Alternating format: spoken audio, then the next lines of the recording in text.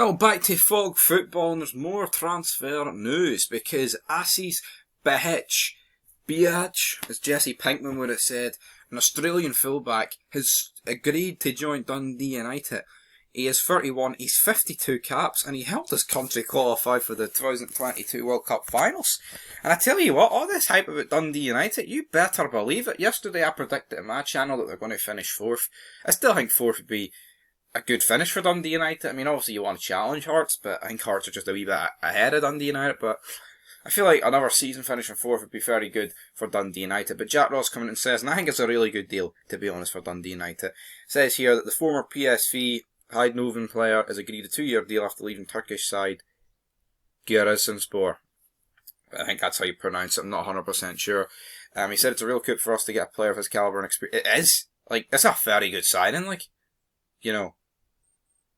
Like, a 31-year-old is 50, very experienced, like, it's the sort of signing you'd almost expect, like, Rangers or Celtic to make. I'm not saying this guy would come in and fucking start. Well, in the case of Greg Taylor, would he come in and start? He might, like, but, you know, of course Celtic signed Burnaby, but, I mean, it's the sort of signing you would associate with, like, you know, the Old Firm. Well, that's just my opinion. Maybe I'm wrong. I'm not saying he's going to walk into the Old Firm and be, you know, on the heights of McCoist, even though he's a left back.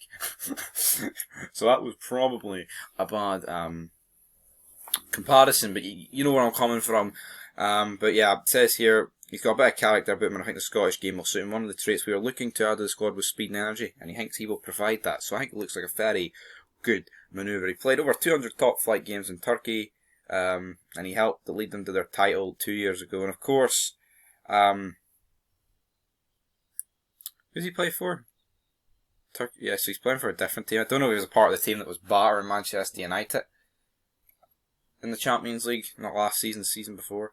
But of course, you know, they've signed Mark Biraghetti, Dylan Lafette, Craig Sabal, Stephen Fletcher. Good move, especially Lafette, and even Sabal, like, he'll do a job for them. You know, Stephen Fletcher, I mean, if he can turn it on. But it's weird, people are what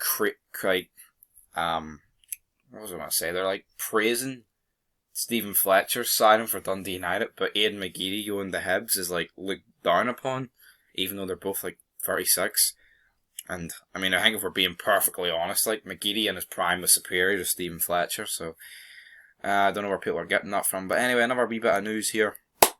John Mcginn, Super John Mcginn, has became Aston Villa captain after Tyrone Mings has been jobbed out. Stephen Gerrard has made John McGinn his new captain, plays Tyrone Mings, saying the England defender can focus more on his own game without the responsibility. Mings said he had no issues with the decision. For me, this isn't about John or I, it's about what's right for Aston Villa. And hi, good to see that.